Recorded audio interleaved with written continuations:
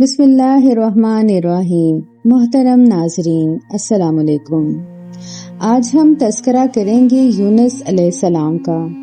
حضرت یونس علیہ السلام کے بارے میں قرآن حکیم میں ذکر ہوا ہے اور بے شک یونس ہمارے رسولوں میں سے ہیں۔ حضرت یونس علیہ السلام کی قوم بت پرستی، کفر و شرک کی لعنت میں مبتلا تھی۔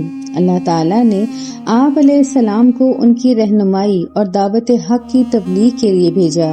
یہ لوگ نینوا کے علاقے موصل میں رہتے تھے۔ آپ علیہ السلام نے اپنی قوم کو کفر اور شرک سے باز رہنے، بت پرستی چھوڑنے اور ایک اللہ کی عبادت کی طرف بلایا، لیکن آپ علیہ السلام کی قوم نے آپ کی بات ماننے سے انکار کر دیا اور اپنے کفر اور شرک پر ڈٹے رہے اور مسلسل آپ کی تکذیب کرتے رہے۔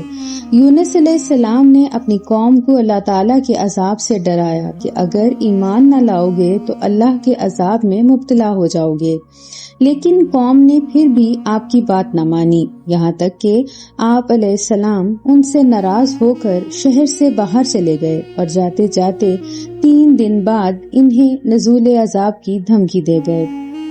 جب حضرت یونس علیہ السلام انہیں چھوڑ کر چلے گئے تو قوم کو یقین آنے لگا کہ اب عذاب الہی کا نزول ہو کر رہے گا، یہاں تک کہ پھر انہوں نے دیکھا کہ شدید سیاہ بادلوں نے آسمان کو ڈھانپ دیا ہے اور اس میں سے دھواں خارج ہونے لگا جو شہر کو اپنی لپیٹ میں لینے لگا۔ تو قوم یہ آثار دیکھ کر سمجھ گئی کہ عذاب الہی شروع ہونے کو ہے۔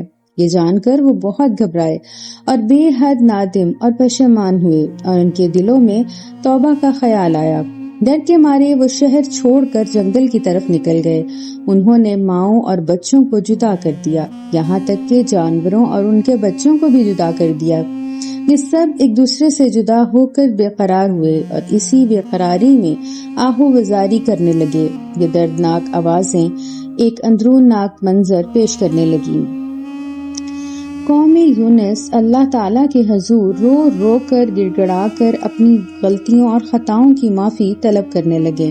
حضرت یونس علیہ السلام کے ساتھ گستاخی کرنے کے سبب بے حد آہو بکا کے ساتھ توبہ طلب کرنے لگے اور اللہ تعالیٰ کے حضور عرض کرنے لگے کہ ہم تجھ پر اور تیرے نبی پر اور اس کے دین پر ایمان لے آئے، ہمارے گناہوں کو معاف کر دیں اور ہمیں عذاب سے بچا لیں۔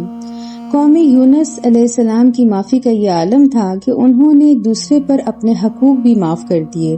اگر کسی نے کسی پر ظلم کیا تھا تو اس کو معاف کروایا، جس کے حقوق غصب کیے وہ واپس کیے۔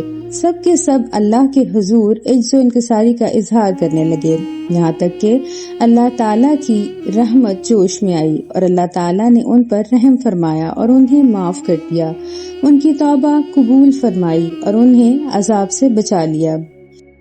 یونس علیہ السلام جب ناراض ہو کر اور اپنی قوم کے ایمان نہ لانے اور کفر و شرک پر ڈٹے رہنے کے سبب مایوس ہو کر چلے گئے تو سمندر میں ایک کشتی پر سوار ہوئے، یہاں تک کہ کشتی ڈولنے لگی۔ کشتی میں سوار مسافروں کا خیال تھا کہ کشتی پر بوجھ بہت زیادہ ہو گیا ہے اور قریب ہے کہ کشتی ان تیز موجوں کا مقابلہ نہ کر پائے اور تمام مسافروں کو لے ڈوبے۔ اس لیے یہ فیصلہ طے پایا کہ قرعہ اندازی کے ذریعے جس شخص کا نام آئے اس کو اس کشتی سے اتار دیا جائے۔ چنانچہ قرعہ اندازی کی گئی تو قرعہ حضرت یونس علیہ السلام کے نام پر پڑا، یہاں تک کہ 3 دفعہ قرعہ نکالا گیا اور تینوں دفعہ قرعہ آپ ہی کے نام نکلا۔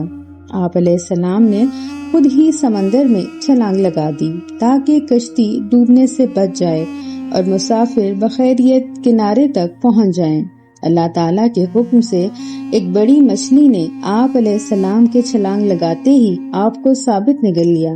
اس نے نہ ہی آپ کا گوشت کھایا نہ ہی ہڈی کو توڑا، غرض بغیر کسی زر کے آپ علیہ السلام مچھلی کے پیٹ میں چلے گئے اور آپ کو خراش تک نہ آئی۔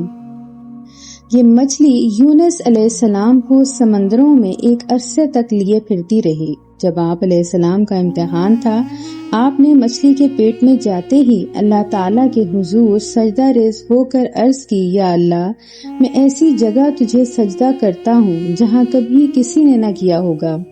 الغرض مچھلی آپ کو اپنے پیٹ میں لیے سمندروں میں گھومتی رہی۔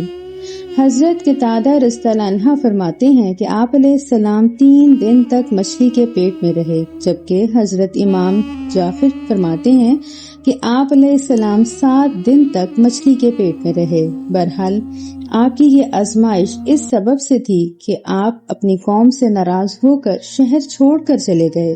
اللہ تعالیٰ نے آپ علیہ السلام کو ہجرت کا حکم نہیں دیا تھا۔ آپ نے یہی گمان کیا کہ رب تعالیٰ میری باز پرس نہیں فرمائیں گے، چنانچہ آپ علیہ السلام نے کہ اس عمل کی وجہ سے اللہ تعالیٰ نے آپ کو اس آزمائش میں مبتلا کیا۔ آپ کو اللہ تعالیٰ کے حکم تک اپنی قوم کے پاس ٹھہرنا چاہیے تھا، لیکن آپ نے یہ خیال کیا کہ اب تو قوم پر عذاب آنے ہی والا ہے، لہٰذا یہاں رہنے کی ضرورت باقی نہیں رہی اور آپ شہر چھوڑ کر چل دیے۔ یہی وجہ ہے کہ اللہ تعالیٰ نے آپ کو امتحان میں مبتلا فرمایا۔ یونس علیہ السلام مچھلی کے پیٹ میں جانے سے پہلے بھی کثرت سے اللہ تعالیٰ کا ذکر کیا کرتے تھے، اور مچھلی کے پیٹ میں آپ علیہ السلام اللہ تعالیٰ کو یاد کرتے رہے اور مغفرت طلب کرتے رہے، دعا کرتے رہے کہ اے اللہ، میں نے تیرے حکم کا انتظار نہیں کیا، مجھ سے غلطی ہوئی، بے شک تو جو چاہے مقرر کر دیتا، یہ سب تیرے ہاتھ میں ہے، تو ہی معبود ہے۔ اللہ تعالیٰ نے آپ علیہ السلام کی دعا کو قبول فرمایا اور ان اندھیروں سے آپ کی پکار آپ کے رب نے سن لی اور مچھلی نے آپ کو اگل دیا۔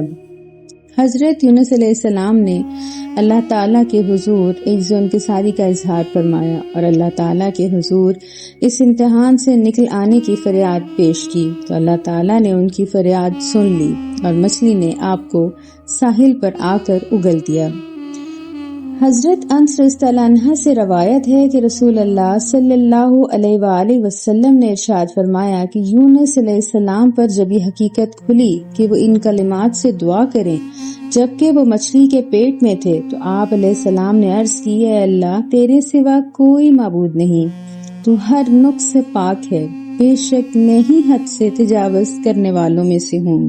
اللہ تعالیٰ نے مچھلی کو حکم دیا، اس نے یونس علیہ السلام کو کھلے میدان میں اگل دیا۔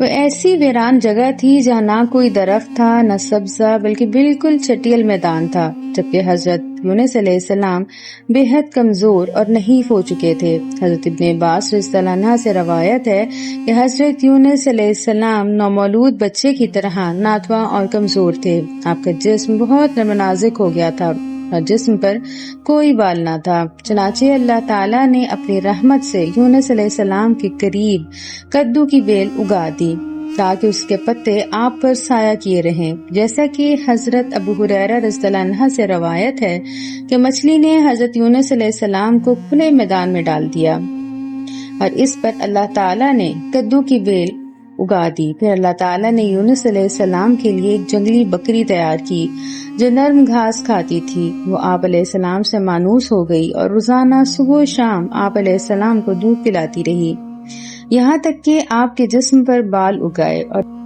محترم ناظرین، یہ تھی آج کی ویڈیو، امید کرتی ہوں آپ کو یہ ویڈیو پسند آئی ہوگی۔ ملتے ہیں اگلی ویڈیو میں، تب تک کے لیے اللہ حافظ۔